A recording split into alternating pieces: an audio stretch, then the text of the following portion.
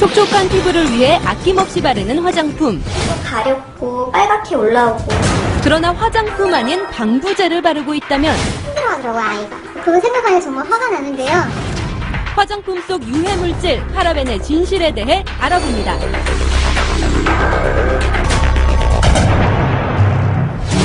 남녀노소 불문하고 미에 대한 관심이 높아지면서 화장품의 종류가 늘고 있습니다.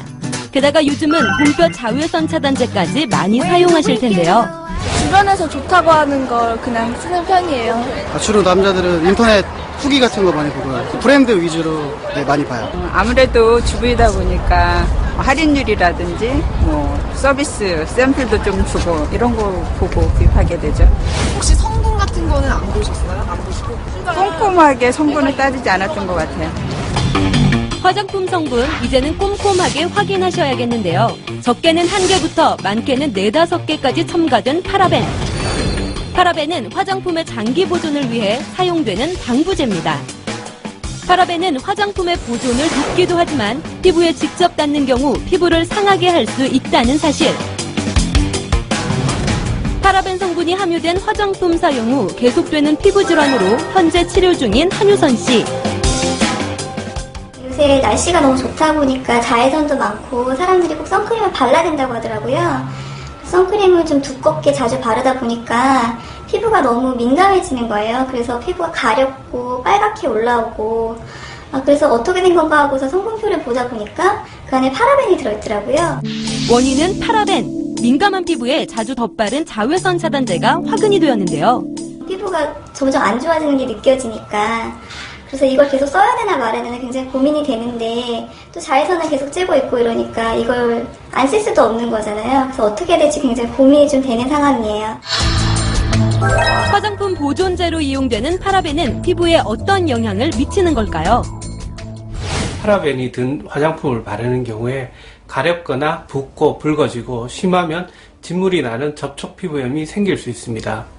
또 파라벤이 든 화장품을 과량 장기간 바르는 경우에 파라벤이 피부에 흡수되어 유방암이나 남성에 있어서 불임과 같은 가능성이 최근에 제기되고 있습니다.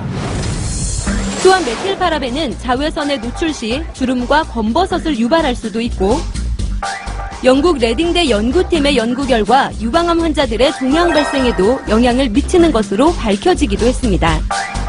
Elle montre que sur 20 tumeurs de cancer du sein, 암까지 유발할 수 있는 파라벤. 그렇다면 유아 제품은 안전할까요? 아기한테 좋다는 그 유명한 화장품 많잖아요. 그러니까 그 로션 같은 경우에 많은데 그런 화장품 썼거든요. 파라벤 성분이 뭐 어른 거도 그렇고 아이 거도 그렇고 없는 게 없더라고요.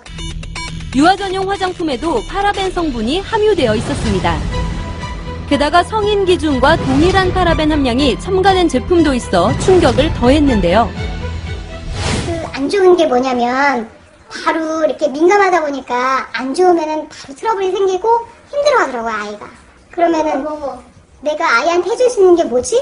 뭐 어떻게 이제 그거 생각하니 정말 화가 나는데요. 덴마크 정부는 유아 제품의 파라벤 사용을 금한 상태. 국내 화장품 업체는 어떻게 생각할까요? 저는 업계 있는 사람이니까 가장 공통인 거 화장품에 그런 방부제나 이런 것들이 들어가지 않는 화장품을 만드는 게 가장 좋은 방법이긴 하겠죠. 정말로 쓸 수 있는 방법도 있긴 하겠지만 그거 지금 이렇게 말씀드리는 것 같아요. 화장품 외에도 일상생활용품에서조차 발견될 정도로 파라벤의 노출은 심각했는데요. 우리 생활을 위협하는 파라벤 꼭 사용할 수밖에 없는 걸까요? 시중에서는 이런 문제들이 파라벤에 대한 문제들이 계속 제기가 되면서 파라벤 프리 제품들이 많이 출시가 되었어요. 그런데 그럼에도 불구하고 여전히 파라벤이 값이 싸고 방부 효과가 좋기 때문에 아주 많이 사용되고 있습니다. 게다가 화장품 용기라든지 라벨에 주의 성분으로 표시되어 있거나 주의할 문구가 들어있지 않아서 소비자로서는 이에 대한 정보를 접할 수가 없습니다. 파라벤으로부터 피부를 지키기 위한 예방법은 무엇일까요? 여성환경연대의 화장품 성분 확인 사이트를 이용하거나 파라벤이 첨가되지 않은 무파라벤 제품인지를 확인하는 것입니다. 가급적이면 화장품의 가지수를 좀 줄이고 사용하는 양을 줄이는 게 이제 그런 축적되는 유해 성분을 줄일 수 있는 방법이니까요. 파라벤이라고 하는 게 이제 다른 명칭으로 파라옥시 안식 향산 에스터라고도 하고 파라하이드록시 벤조산 에스테라고도 하는데요. 이제 성분 확인을 하실 때 이제 다른 이름으로 표시가 됐을 수 있기 때문에 이 점도 유의해 주시면 좋겠습니다. 건강한 피부를 위해 매일 바르는 화장품, 믿고 사용할 수 있는 안전성이 먼저 확보되어야 하지 않을까요?